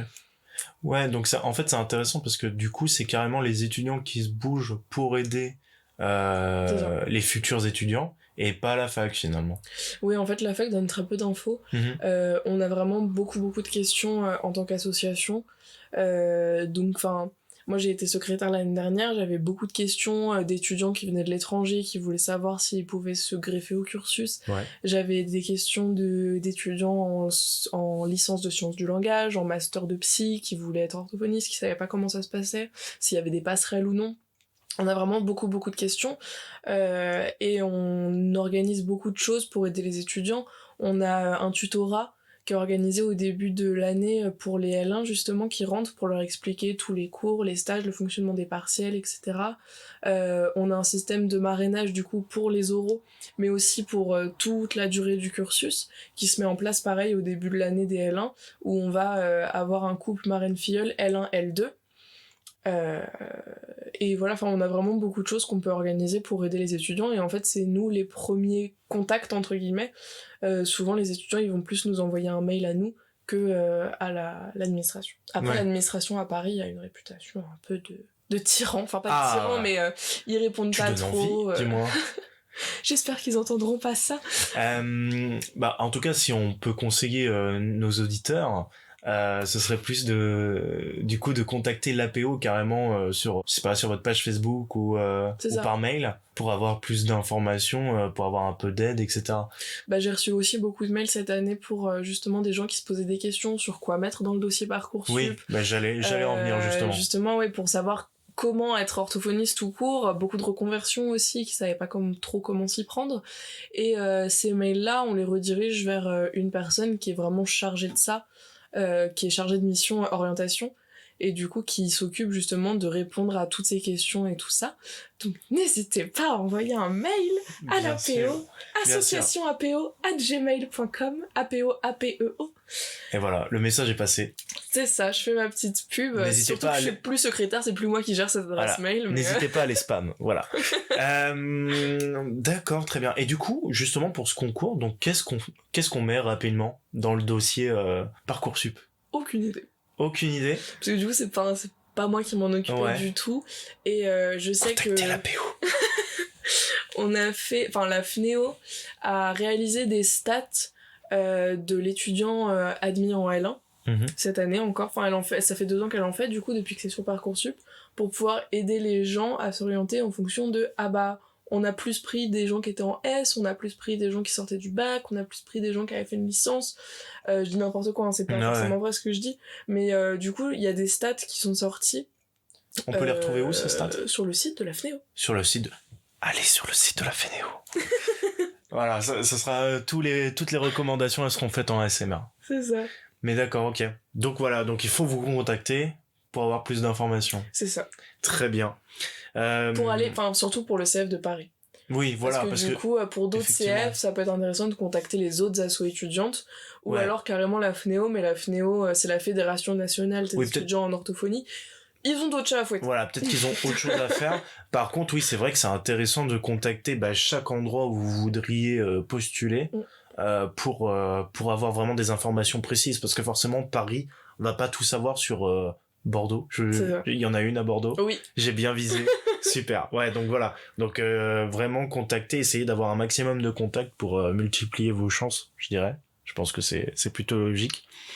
Et justement, moi je voulais savoir qu'est-ce que t'en pensais de cette de cette réforme. Voilà, il va falloir se mouiller. Qu'est-ce que tu en penses qu'il n'y ait plus de concours écrit, on va dire, mais qu'il reste un concours oral? Et du coup un dossier à rendre. En fait, au début ça nous faisait très peur, ça faisait même peur aux administrations des écoles, etc. Le changement, ça fait peur. Mais parce que en fait, quand tu fais une prépa et que tu passes un concours et que tu y passes parfois 2, 3, 4 ans, il y a une motivation qui est réelle pour faire orthophoniste. Et le numerus clausus qui est très fermé, il y a... Le quoi ? Le numerus clausus. Plaît-il ? C'est le nombre de places en orthophonie en France, qui est de 918, ce qui est très peu. Oui, j'ai vu ça. Ouais. Quand on a un numerus clausus si bas, c'est vrai que ça fait un peu peur de perdre en fait cette motivation chez les gens qui se présentent, entre guillemets. Parce que du coup, quand tu fais effectivement 3 ans de prépa, t'es sûr de vouloir faire ça. Alors que quand tu sors du bac et que tu te mets sur Parcoursup, on a cette vision de Parcoursup où on se dit on va mettre ce choix-là et ce choix-là et ce choix-là. Ouais, on sait jamais quoi. Et je sais pas trop, en fait, peut-être ça peut être fun. Et en fait, au vu de la difficulté de la première année d'études, et même de tout le cursus, en fait, on avait peur des abandons. D'accord. Parce que des abandons, des redoublements, et qui foutent un peu en l'air les chiffres. Ouais, est-ce que tu sais s'il y en a eu beaucoup ou pas ? Il y en a pas eu beaucoup, justement. On veut pas vous décourager, hein. Vraiment loin pas. de là. Il y a pas eu beaucoup d'abandons, il y a eu beaucoup de redoublements par contre. D'accord. Il y a eu 9 redoublants sur 120 cette année, donc qui sont pas passés en L2, parce que du coup la première promo Parcoursup est actuellement en 2e année. Des abandons, l'année dernière, sur toutes les promos, il y en a eu 5. La promo est de sur toutes les promos, chaque promo est de 120. Ouais. Du coup 5 abandons sur toutes les promos réunies, c'est vraiment pas beaucoup. Après ça a été quand même assez pour le notifier en conseil des études. Ouais. Mais c'est pas énorme, enfin on s'attendait vraiment à pire. Après au niveau de la disparition des écrits, c'est c'est quand même du stress en moins, même si Parcoursup c'est tout un stress différent. Oui. Mais c'était beaucoup de dépenses en fait, c'était ça, ouais. Il fallait payer le déplacement, il fallait payer l'hôtel si jamais il y avait besoin, et puis la prépa aussi, la prépa, et chaque concours coûtait entre 80 et 85 euros pour s'inscrire. Oui, du donc coup, c'est un budget pharaonique. C'était un budget, c'était terrible. Mais oui, c'est ça permet aussi aux gens qui n'auraient jamais pu accéder à ça financièrement, permettre d'ouvrir plus de portes. Mais ça aux gens. C'est tellement plus diversifié maintenant, parce que ça va être terrible ce que je vais dire, mais on a très peu de diversité au niveau des ethnicités et tout ça. Vraiment, on voit un amphi, c'est 120 filles blanches. C'est ça, c'est ce que j'avais vu, c'est que vraiment niveau diversité, on sentait qu'il y avait quand même des questionnements qui ont été finalement un peu résolus grâce à ça. Oui, ça c'est un peu plus ouvert. On a encore beaucoup de prénoms composés et non à rallonge. Oui, donc il y a encore un petit peu de travail. Pour faire ouvrir à d'autres gens, et des gens qui devraient s'intéresser à ça, parce que c'est vraiment un métier hyper intéressant, et comme je l'ai dit plusieurs fois, on en a besoin, donc le débouché, ça c'est sûr, il y en a. Oui, ce serait dommage de passer à côté. En fait, l'orthophonie, c'est on se bat pour rentrer, mais après on est tranquille tout le reste de sa vie, quoi. Ouais, c'est comme un peu passer la première année de médecine, quoi. C'est ça. J'ai l'impression. Mais en moins long. Voilà, un chouï moins long. Voilà, je voulais parler aussi des points positifs et points négatifs de la formation. Bon, on en a un peu parlé, mais est-ce que tu avais des points positifs à nous dire sur ce que tu attendais, si tu avais une attente particulière de cette formation, et tu l'as reçu positivement, et même des trucs qui t'ont surpris positivement dans ce que tu es en train de faire? Après, j'avoue que du coup, quand je me suis lancée dans l'orthophonie, je savais pas trop à quoi m'attendre. Et le passage de la prépa au cours théorique était si grand, si différent, que c'est vrai que tout était un peu surprenant, quoi. Ouais. Mais j'ai été vraiment agréablement surprise par les intervenants qu'on a en cours. Parce que, un exemple tout bête, c'est que le mois dernier, il y a eu le congrès national de la FNEO. Donc, il y a un événement qui va regrouper les étudiants de tous les centres de formation de toute la France. Pas tous, mais on était 300, c'était à Paris. Et on avait du coup des intervenants que nous, on a en cours toute l'année, et que les autres CF étaient là, mais tu te rends compte, on a une conférence avec Peggy Gatignol, c'est incroyable. Et nous, on était là, oui, mais ça, je l'ai vu en TD la semaine dernière. Et c'est vrai qu'il y a des gens de Paris qui ont assisté aux ateliers et à la conférence de Peggy Gatignol, qui est masterclass dans le domaine de l'orthophonie, c'est une star. Et elles étaient là en mode, en fait, c'est vraiment le même diapo, le même support, et même moi, je suis passée un moment juste pour ramener des chaises dans sa formation, et j'ai vu les photos sur le diapo, et j'étais là, ah oui, j'ai vu ça l'année dernière. Mais ça, on va dire que c'est un peu parisiano-parisien. Est-ce que tu sais si, on va dire, il y a des meilleures facs que d'autres? Tu vois, des meilleurs taux de réussite que d'autres? Bah en fait, ça dépend ce que tu cherches. Parce qu'à Paris, on a la réputation d'être la pire fac. Ouais, ok, carrément. Parce Alors que que- pourtant, il y a les meilleurs... les meilleurs. Tu me dis qu'il y a des très bons formateurs quand même. Oui, mais on a un rythme très particulier, du coup, de par ça, ce que j'ai mentionné tout à l'heure, c'est qu'on va faire 8-10 heures, 18h, 20h, quoi. Avec D'accord. rien au milieu. Ça va très rapidement devenir ça. Enfin, j'extrapole, mais c'est vraiment l'idée. Et au niveau de l'administration, il y a eu beaucoup de problèmes et tout ça. C'est en train de s'arranger. Et justement, Peggy Gatignol, qui est notre directrice pédagogique, justement la star est notre directrice pédagogique. The Star. Et elle essaye de faire mieux et elle est beaucoup moins stricte qu'avant, etc. Ouais. Mais c'est vrai que ça dépend de ce que tu cherches en fait. T'essayes d'avoir Si tes tu subventions veux, de l'APO là ou qu'est-ce si que tu tu veux. fais? Si tu veux vraiment avoir un cadre scolaire, faudra plus aller en province, à Lille par exemple, Poitiers, où tu vas avoir des journées plus Classique. Mais c'est vrai qu'à Paris, on a la richesse de l'enseignement, mais en même temps, on a des profs un peu instables qui décident de pas venir parce qu'ils ont une chirurgie ou des trucs comme ça.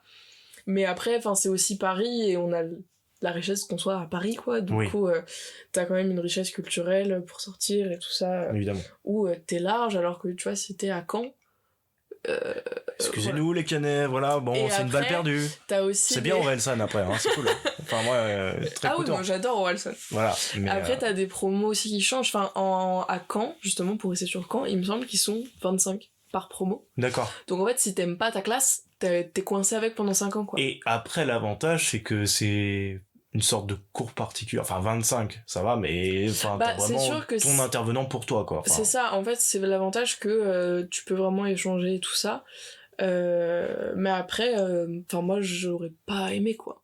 Parce que justement, j'ai failli être prise à Caen. Ouais. Pour la petite anecdote, j'ai raté à 3 places. Ouais, surtout qu'ils sont descendus de Ligue 2, je crois. Je suis pas sûr. Oh my god. Donc, pour te dire. Ouais, du coup, quand j'ai raté à 3 places, mais au final, je préfère largement avoir une promo de 120, pas connaître tout le monde, mais au moins, je peux voir, je parle avec cette personne-là, mais au final, ça matche pas, je peux aller voir quelqu'un d'autre, plutôt que les promos. Je crois que la plus petite promo, c'est 20 places. D'accord. Donc vraiment, 20 personnes. Oui, c'est très très limite. On est plus dans l'apéro, quoi. C'est ça. Donc, je pense que vous l'avez compris, c'est en fonction de vos préférences, on va dire. Donc, si vous êtes nombreux, du coup, vous avez plus de potentiel amis et connaissances. Et par contre, si vous n'êtes pas nombreux, on va dire que c'est beaucoup plus centré sur les études.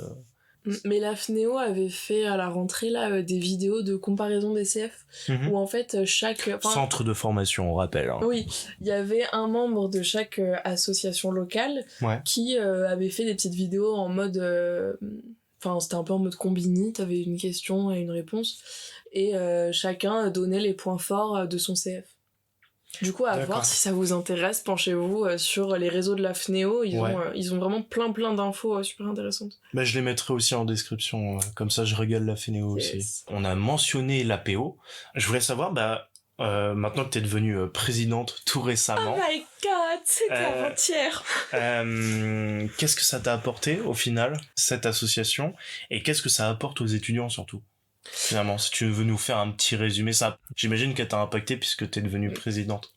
Moi, ça fait 1 an et demi que j'y suis, parce que du coup, je l'avais intégré pendant mon année de redoublement. On m'avait proposé un poste suite à une démission, donc j'ai commencé en vice-présidente du pôle tourisme et culture.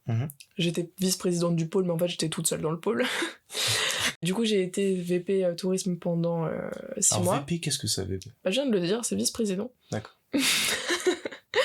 Ensuite, j'ai été secrétaire et je suis passée présidente. Et c'est vrai que s'engager dans l'associatif, c'est vraiment super enrichissant. Tu fais des trucs qui te paraissaient vraiment lointains et voilà. L'année dernière, je me suis mise à chercher partout notre attestation d'assurance, à contacter l'assurance, etc. Alors que jamais je m'étais posé la question de c'était quoi une assurance. Je sais ce que c'est une assurance, mais de comment avoir une attestation d'assurance, etc. Ça te met un peu les mains dans le cambouis. C'est ça, et rien que le fonctionnement d'une association, c'est super intéressant. En tant que secrétaire, je m'occupais de tout ce qui était procès-verbal des assemblées générales. Donc pareil, c'est très en lien avec la préfecture. Secrétaire, c'était vraiment administratif. Donc c'était en lien avec la préfecture, en lien avec la fac. C'était vraiment super intéressant. VP Culture, c'était intéressant dans un autre sens où par exemple j'avais organisé une sortie au parc Astérix disponible pour toutes les promos. Ok. Donc c'était gérer l'événement, et du coup il y avait je crois une 40aine de personnes qui s'étaient inscrites, donc c'était vraiment gérer de A à Z les inscriptions, l'achat des places, le remboursement des étudiants à nous, parce que du coup c'était pas gratuit. J'imagine. Et le à moins jour que J, cet épisode soit sponsorisé par Astérix, alors là, c'est des Plot révélations. jusqu'au jour J où il faut récupérer les places au parc Astérix, Mhm. attendre tout le monde, qu'on soit visible pour que les gens ils puissent voir qu'on est l'APO, que machin et tout. Donc c'était vraiment, organiser un événement c'est complètement différent. Et encore, moi j'étais VP tourisme, j'étais pas VP accueil et cohésion, donc qui organise le week-end d'Inté ou les trucs comme ça, où Ouais. là tout de suite c'est des événements plus gros. Mais oui, donc il y a plein de postes différents il C'est y en ça. a qui vont aider les étudiants à s'intégrer en les dirigeant vers certaines matières, en les aidant, et t'en as d'autres qui sont carrément internes et qui gèrent plus la paperasse entre guillemets de l'association. Donc c'est vraiment hyper varié comme poste. Dans l'APO on est 33 Ouais. quand on a tout le monde. Mhm. Là on a 2 postes vacants actuellement, du coup Postulez, n'hésitez pas. on va être 30 une fois qu'on aura nos membres actifs. Ouais. Mais du coup, on a 10 membres actifs qui sont pas titulaires d'un poste, mais qui sont là pour aider un peu où il y a besoin. C'est un peu les petites mains. Ils vont être là quand on va avoir des événements, quand on va faire des buvettes. Si un poste a besoin d'une infographie à faire, hop, il fait l'infographie. Voilà. Après, on a plusieurs postes de chargé de mission. Enfin, je sais pas si tu veux que je détaille tous les postes, mais... T'es pas obligé de détailler tous les postes, mais je voulais parler surtout de la généralité et de ce que l'APO apportait aux étudiants finalement. On va proposer vraiment des services variés. C'est un détail. Du coup, ça va aller de l'organisation d'un tutorat pour les L1 à la commande de suites avec écrit étudiant en orthophonie. Waouh. Les fameux suites de promo. Je le veux. Voilà, on a un poste qui par exemple gère tous les partenariats de l'association pour qu'on ait de l'argent finalement. On a vraiment des postes super variés. On a un poste par exemple qui va aider les étudiants pour leur projet de mobilité internationale, donc qui va donner des infos pour tout ce qui est Erasmus, stage à l'étranger, etc. Parce que c'est possible en orthophonie. Voilà, c'est ce que je voulais savoir. Et on a de plus en plus de partenariats dans le CF de Paris avec d'autres facs à l'étranger. Mais alors du coup, j'ai du mal à voir comment tu peux partir à l'étranger, sachant que c'est la langue française, l'orthophonie. Enfin, tu vois ce que je veux dire? Enfin, hormis Belgique, Luxembourg, peut-être Canada, tu vois, mais ça se trouve, c'est pas du tout les mêmes formations, on te demande pas la même chose. Comment ça se passe, justement, de partir à l'étranger? Est-ce que tu sais un peu? Je sais Absolument pas. Je saurais te dire que c'est possible d'aller en Espagne. C'est la plupart des gens, d'ailleurs, qui partent en Espagne. D'accord. Je crois pas, d'ailleurs, que la Belgique, ça soit possible, parce que la Belgique, c'est pas une formation d'orthophonie, c'est une formation de logopède. D'accord. Et du coup, quand on parlait des concours, j'avais complètement oublié, moi, mais quand on parlait des concours, en fait, si tu voulais pas faire les concours, tu pouvais envoyer ton dossier en Belgique. Il y a 2 facs qui font la logopédie en Belgique, et tu pouvais envoyer ton dossier qu'à une seule. Ouais. Donc t'étais pris sur dossier, c'est en 4 ans. Et par contre, si tu veux revenir en France, t'as 1 année de stage de remise à niveau. Ok. Pour avoir le statut d'orthophoniste et pas de logopède, parce qu'avec le statut de logopède, t'as pas le droit d'exercer en France. D'accord. Et donc en Espagne, donc il faut parler hyper bien espagnol, j'imagine, parce que sinon. Franchement, aucune idée. D'accord. Je me suis vraiment pas intéressée aux Erasmus et tout ça, surtout que moi je parle pas espagnol. J'ai fait allemand LV2. Donc si ça vous intéresse éventuellement, toujours l'APO qui peut vous renseigner. C'est ça. On a une VP mobilité internationale. Voilà. Et à la fac de Paris, on a un service de mobilité internationale. Pour les orthophonistes, pour les étudiants en orthophonie, qui est très dynamique, et justement ils sont en train de chercher pour ouvrir des nouveaux partenariats, notamment au Canada. Génial. Donc génial. Voilà. En tout cas, si ça vous intéresse, encore une fois, renseignez-vous sur l'APO. Ils vous redirigeront évidemment c'est ça, vers les personnes. Parce que du coup, on est 33, donc ça fait du monde à rediriger. Vous n'allez pas recontacter tout l'APO, mais voilà, une personne, elle vous redirigera à ce moment-là. On reste toujours sur les points positifs. Toi, à quel moment dans tes études, tu t'es dit je suis grave fier de faire ça?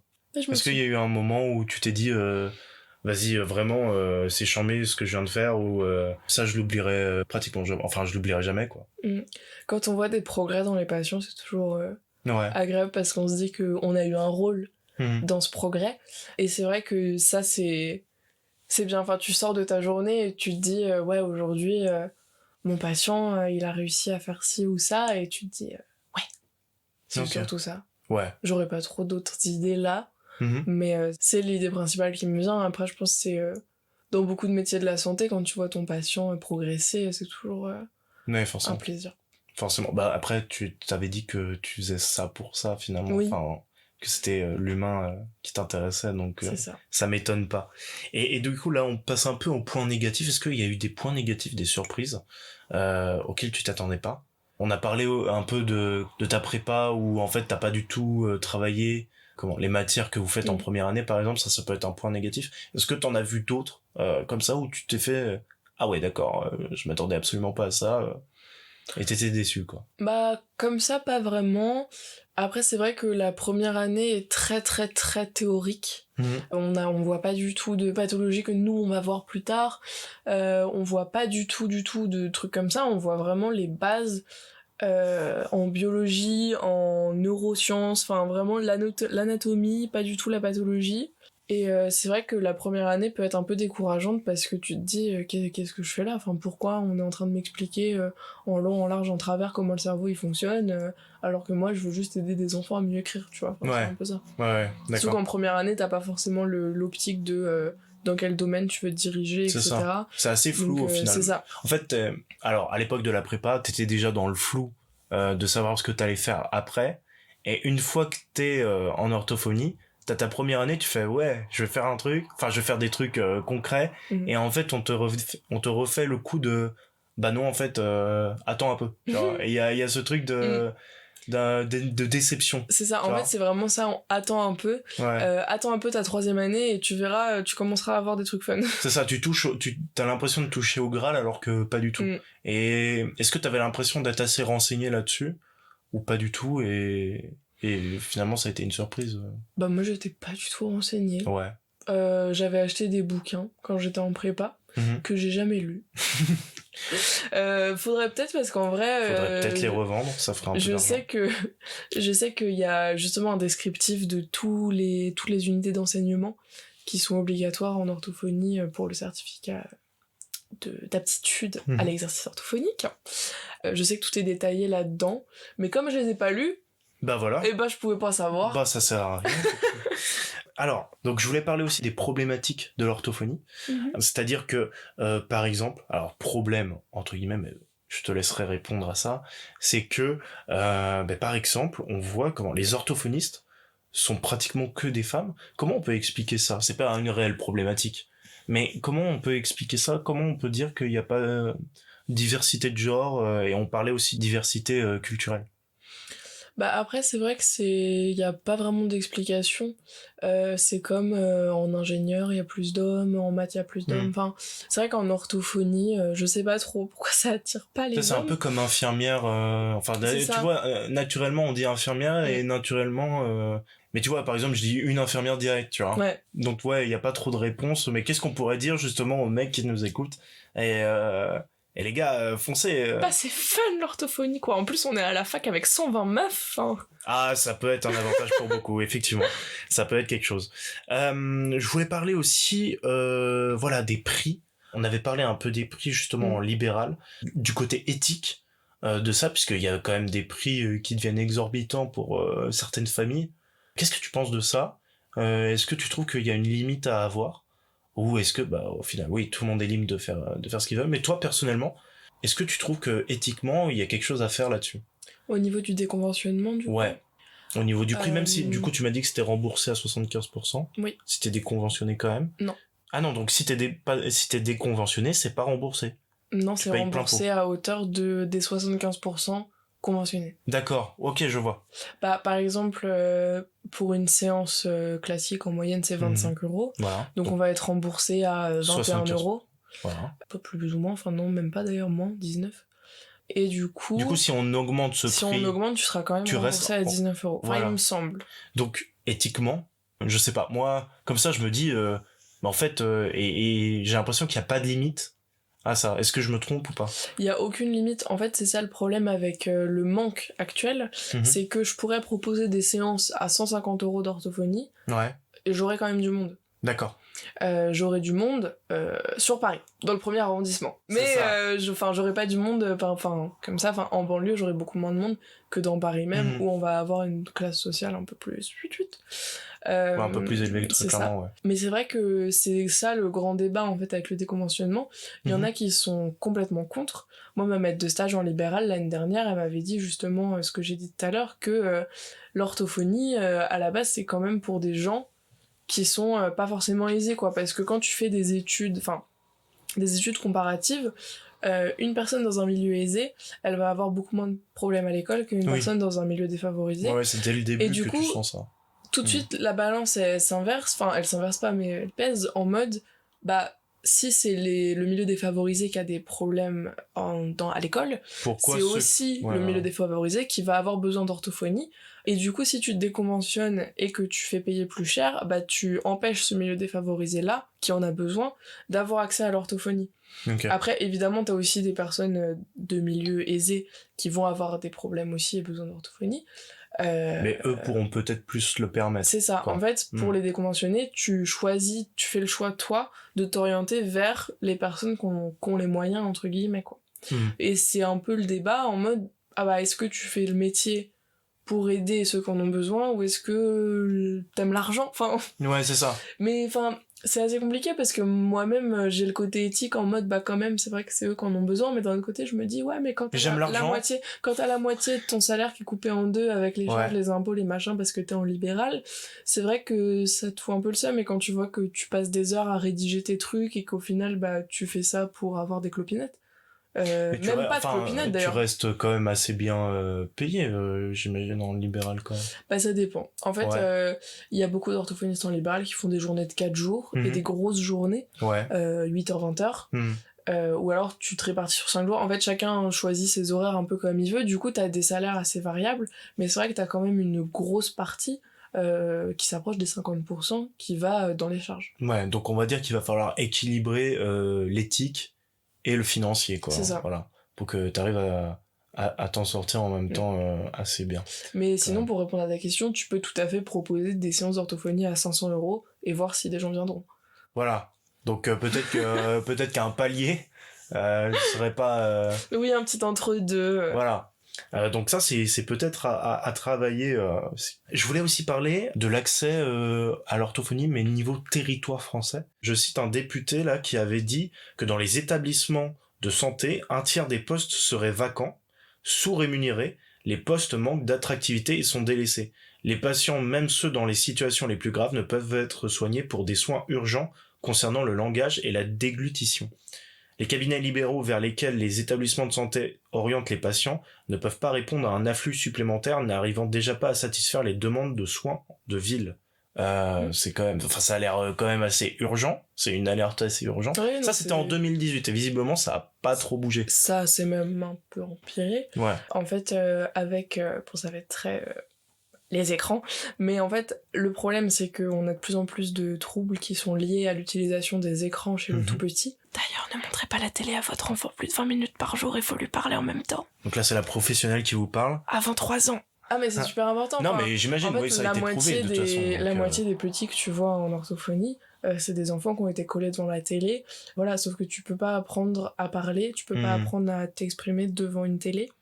Tu peux montrer un film à son enfant, mais il faut que tu sois à côté de lui et que tu verbalises ce qu'il voit à la télé. Voilà, on n'est pas contre Call of, mais on est contre Call of à 3 ans. Voilà, c'est en résumé. C'est ça. Voilà. Et du coup, de par cette hausse de troubles liés à ça, mais du coup, de par cette hausse, t'as forcément moins de place pour les autres troubles qui sont quand même assez graves, comme quand t'as un trouble lourd de la déglutition. Ça devient assez rapidement urgent et dangereux pour le patient parce que je peux le rappeler, mais un trouble de la déglutition, ça peut entraîner du coup des fausses routes.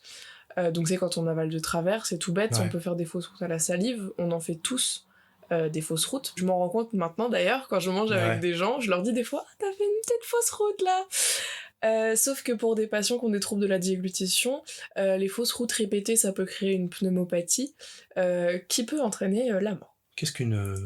Une pneumopathie, en fait, c'est une infection pulmonaire qui va se créer quand de la nourriture ou des liquides vont se mettre dans les poumons. Donc c'est vraiment des fausses routes répétées qui vont entraîner du coup un passage soit de la nourriture, soit de ce qu'on boit, soit de salive dans les poumons. Et ça va infecter du coup les poumons qui ne sont pas censés recevoir des petits cadeaux comme ça. Effectivement. Voilà. Et c'est vrai que, on en parlait récemment en stage, c'est que par exemple à l'hôpital de Melun, il y a une orthophoniste pour tout l'hôpital. D'accord. Et du coup, effectivement, ça fait beaucoup de charge. elle peut pas s'occuper de tous les services. Il me semble qu'elle est dans le service neurologique, mais elle peut pas être dans le service de réanimation, alors que c'est là où il y a aussi beaucoup de troubles de déglutition. Ouais. Et c'est souvent mal pris en charge aussi, dans le sens où, pour ce qui est préconisé dans les troubles de la déglutition, c'est par exemple l'eau pétillante fraîche, des verres échancrés, donc ça va être un verre avec un bord plus large. D'accord, oui, c'est très technique en fait. Oui, la déglutition c'est très important, enfin c'est très technique et c'est très important que ce soit technique parce que ça a très vite fait de déraper. Et c'est pour ça aussi que dans beaucoup de cliniques, d'hôpitaux, etc., il y a une mise en place de textures adaptées pour les différents troubles de déglutition. Donc il y en a plus ou moins, mais la plupart du temps, les plus communes, c'est mixé, fondant, haché. Ou mixé, ça va être vraiment... mixé, quoi.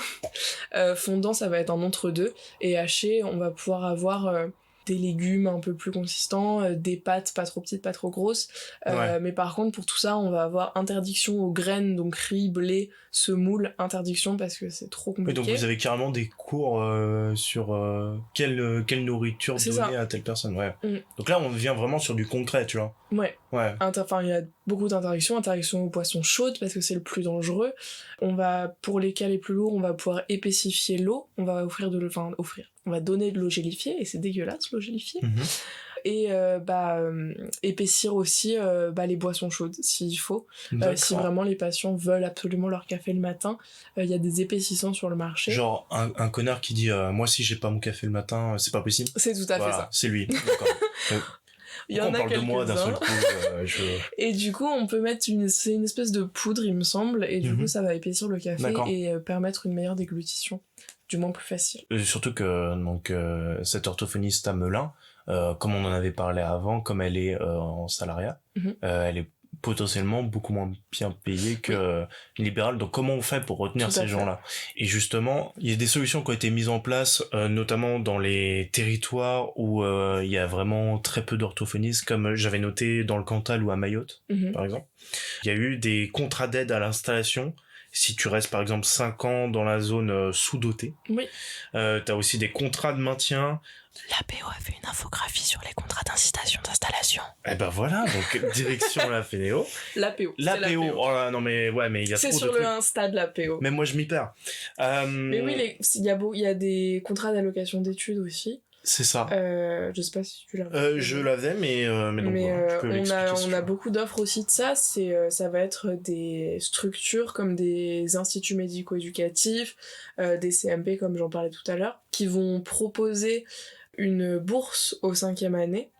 Une sorte de bourse, et en échange ça dépend des structures, mais en échange ils vont demander une sécurité et que l'orthophoniste, quand elle sortira de l'école, elle ira travailler dans cette structure là pendant 6 à 12 mois en fonction du contrat qui a été passé. Voilà, et pareil il y a parfois des trucs à l'échelle de la région où on a reçu des demandes par exemple du Val d'Oise qui proposaient de l'argent pareil aux étudiants qui promettait de s'installer après dans le Val d'Oise. Et il me semble qu'il y a un CF, je dis peut-être une bêtise, mais de Brest. En gros, quand tu t'inscris à Brest, tu t'engages à t'installer dans la région. D'accord, carrément, ok. Pendant 1 an, je crois. D'accord. Oui, donc en fait, t'as peut-être des étudiants qui refusent Brest à cause de ça, mais par contre, ça laisse de la place à des potentielles personnes qui veulent rester. Ouais. Après, je dis ça, ils ont fait ça une année. Je sais pas si ça s'est refait. D'accord. Peut-être que ça a fait un peu une vague contestataire qui disait mais pourquoi juste Brest ou... Pas forcément, les écoles d'orthophonie font un peu ce qu'elles veulent. L'année où j'ai passé le concours, Toulouse a décidé qu'on était tous trop nuls. Enfin moi j'avais pas passé le concours de Toulouse, mais ils ont décidé que les notes étaient trop basses et que du coup cette année-là ils allaient prendre que 15 personnes. C'est réglé parce qu'il y a tellement d'orthophonistes en France que c'est plutôt intelligent comme move. C'est ça, donc en fait ils ont pris 15 personnes à l'écrit Et après, il fallait qu'ils refassent une sélection à l'oral. Donc à l'oral, ils avaient toujours la liberté de dire, bah toi, en fait, t'es trop nul aussi à l'oral, donc tu tèges. C'est Koh-Lanta, il en reste qu'un. C'est ça. Donc là, il y a une promo actuellement à Toulouse où ils sont moins de 15. Mais c'est terrible. Tu dois te regarder dans le blanc des yeux tout le long. Ah bah t'as intérêt à être copain. Hein. Ah bah c'est sûr. Oui, donc je voulais savoir moi ce que t'en pensais, hormis tout ça, de ces solutions de primes qu'on te donne pour t'installer ailleurs. Est-ce que toi potentiellement ça t'intéresserait, ou est-ce que tu trouves ça juste, normal, intéressant? Comment toi tu ferais évoluer ça, ou pas du tout, si ça te va parfaitement? Moi je trouve ça bien. Après, ça m'intéresse pas spécialement parce que j'ai pas trop envie de faire du salariat pour l'instant.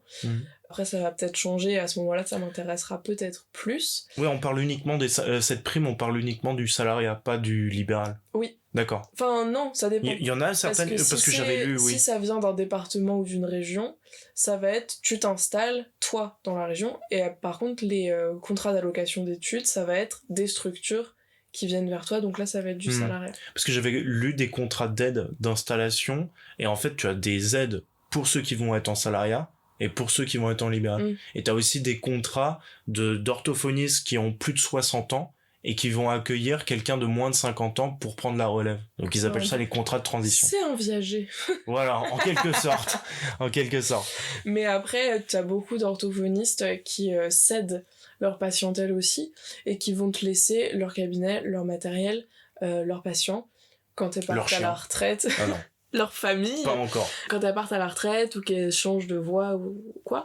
Et là, ça peut très vite devenir intéressant. Moi, ça m'intéresse, ça, parce que quand tu vois que, par exemple, une batterie d'évaluation du langage chez l'enfant, ça coûte 600 €, tu te dis que, finalement, si tu récupères ça chez quelqu'un d'autre, ça peut être pas mal, quoi. Ouais, c'est sûr. Oui, financièrement, c'est hyper intéressant, quoi. Surtout quand tu commences. Mais la situation est vraiment critique. Enfin, on a les orthos qui veulent partir en congé maternité, ne trouvent pas de remplaçants. Elles postent des annonces. Enfin, nous, on relaye beaucoup d'annonces, justement, de remplacement de congé maternité et justement de cession de patientèle. Enfin, on relaye beaucoup d'offres d'emploi et elles ont jamais de réponse, en fait. Parce que les remplacements, c'est sûr que quand toi, t'es installé, t'as pas envie d'en faire. Donc, il y a beaucoup de... Enfin, ça se fait chez les néo-diplômés de faire des remplacements, mais y a personne. Ouais, non mais très clairement. Et quand tu vois l'outre-mer qui est trop souvent oublié là-dessus, qui n'a même pas d'école, genre, je sais pas, ça se trouve je m'y connais pas assez, mais qu'est-ce qu'on attend pour faire quelque chose là-dessus? Parce qu'on est en fait déjà au sein de métropole, t'en as pas beaucoup. Enfin voilà. C'est des sujets à pousser un peu plus loin. Mais je crois que c'est à la hausse, les outre-mer. Ouais, quand même. Oui. Bah, peut-être que ça a été alerté et que... Ouais, peut-être. Je voulais savoir, pour finaliser ce podcast, aujourd'hui, c'est quoi ta vision de ta formation? Qu'est-ce que tu en retires de ça, avec l'expérience, tu vois, de ces 3 ans? Je trouve qu'elle est très complète. Au niveau des stages, j'ai pas vraiment eu de mauvaise expérience pour le moment. Il y a eu des stages plus compliqués que d'autres, mais j'ai jamais eu besoin de signaler une maître de stage à la fac. J'ai jamais eu de problème vraiment où j'ai pas validé un stage ou quoi. En cours, j'ai eu quelques problèmes, quelques petits rattrapages, mais qui n'a jamais eu de rattrapage? Toutes mes copines, vraiment terrible. Oui, mais toi t'as pas de partiel. Et j'avais omis cette idée. En fait, en étant en 3e année, j'arrive mieux à voir où nous emmènent les études par rapport à en première année où justement je voyais de l'anatomie et des bases et je me disais mais je vais pas être orthophoniste avec ça, quoi. Et là justement je commence à me dire je vais être orthophoniste avec ça, et en plus comme là on arrive vraiment dans le vif du sujet, les stages cliniques, on commence à prendre en charge des patients, etc. C'est sûr que là tu te rends tout de suite mieux compte et tu peux te dire j'ai choisi la bonne branche ou c'était pas pour moi. Ouais. Et je suis ravie d'avoir choisi la bonne branche. C'est tant mieux. C'est cool. On voit que t'es épanouie. Ça fait plaisir à voir. Et d'avoir eu aussi à côté l'associatif, c'est vrai que c'était très enrichissant aussi, parce que ça offre une formation tout autre en fait. Tu t'es pas du tout dans un amphi, t'es pas du tout en train de prendre des notes d'un cours magistral, t'es pas non plus en stage surveillé par une personne supérieure à toi. C'est vraiment toi, t'as ton poste, tu sais ce que tu dois faire, plus ou moins, et tu fais avancer cette association qui vient aider tous les étudiants de la fac. Ouais. Et c'est vrai que c'est toujours agréable quand on reçoit des mails qui nous disent merci pour ce que vous faites, et même quand on reçoit des mails de parents ou d'orthos qui ont relayé des offres d'emploi ou des offres de babysitting, des trucs comme ça, qui nous disent on a trouvé du coup grâce à vous et tout, merci. Ouais, carrément. Et c'est vrai que ça fait plaisir d'aider au-delà du métier d'orthophoniste, parce qu'au final on n'est pas encore orthophoniste, on peut pas vraiment aider. Mais il y a déjà une aide constante en fait que tu fais, enfin rien que là avec l'APO, t'aides que ce soit les étudiants ou les futurs étudiants ou les familles qui recherchent, enfin voilà. Et aider les étudiants, c'est vraiment super. Ouais. Même si des fois il y en a qui s'en foutent. Tu le fais déjà là, j'imagine. On propose beaucoup de choses différentes, et si certaines choses plairont pas à certains, d'autres choses plairont à d'autres, et c'est super c'est super enrichissant de voir d'organiser tout ça, de voir comment tout ça se gère, et après de voir que les étudiants ça leur plaît, qu'on les aide, même au niveau de tout ce qu'on a comme demande de mail, de questions et tout, qu'on puisse orienter les gens. C'est super enrichissant. Oui, c'est sûr. Aujourd'hui, est-ce qu'il y a des choses que tu referais ou changerais, et qu'est-ce qui t'aurait aidé à faire à attaquer mieux tes études? Des fois je regrette un peu les maths parce que voilà, mais je me dis que en orthophonie t'as toutes les prises en charge logico-mathématiques. D'ailleurs c'est vers là où je m'oriente, c'est vraiment ce que j'ai envie de faire, et de justement me former un maximum après la formation initiale pour pouvoir proposer des prises en charge à des patients au-delà de l'école primaire, parce que du coup t'as une formation qui est pour l'école primaire, et après t'as des formations au-dessus, parce que du coup ça va pas du tout être la même prise en charge. Oui. Donc voilà, donc au final, même si j'hésitais au début, je retrouve quand même ce premier choix des mathématiques dans ma filière. Du coup c'est toujours fun. C'est super. C'est que du fun, comme j'ai dit au début. D'accord. Et je voulais savoir, donc ça c'est un peu théorique, tu vois, mais ça fait un podcast de start-upper, tu vois. Mais je voulais dire que tu finis tes études dans 2 ans et demi, quoi. Où est-ce que tu te vois après tes études, donc je sais pas, dans 3 ans, 4 ans? Est-ce que t'as un plan? J'aimerais bien me former, du coup. Je pense que je commencerai pas l'exercice tout de suite. Et après, je pense que je m'orienterai peut-être plus vers des remplacements. Dans un premier lieu, justement parce que j'ai conscience du besoin qu'il y a de toutes ces orthos enceintes qui doivent laisser leurs patients et leur cabinet. Mais ouais, plutôt des remplacements, comme ça tu te fais une expérience, et puis tu peux peut-être mettre un peu de côté, et après se lancer et ouvrir un cabinet. J'aimerais bien avoir un cabinet avec d'autres gens. Pour les pauses déj. Bien sûr, les pauses déj, c'est le plus important de toute façon. Mais voilà, c'est là où je me verrai. D'accord. J'espère. D'accord. Est-ce que tu as un dernier conseil à donner à ceux qui nous écoutent et qui seraient potentiellement intéressés par ce cursus d'orthophoniste? Les ultimes conseils. Je pense que si c'est un métier qui peut vous intéresser, il faut vraiment pas hésiter. Je sais que j'ai pu dire des trucs qui faisaient un peu peur sur la difficulté des études, sur les premières années qui sont très théoriques. Mais une fois qu'on arrive justement à ce moment où on se rend compte de vraiment pourquoi on fait ça, comment on va le faire, qu'on commence à voir des patients, à se rendre compte qu'on a un impact sur eux, etc. C'est là où c'est que du fun, et où on se rend compte que ces années de théorie et ces années de galère, ça valait le coup, et qu'une fois qu'on sera installé en tant qu'orthophoniste à plein temps, on n'y pensera plus. D'accord, bon parfait. Moi j'y vais, moi je m'inscris demain là. Je voulais savoir, alors là on va changer un peu d'études, d'expérience et tout.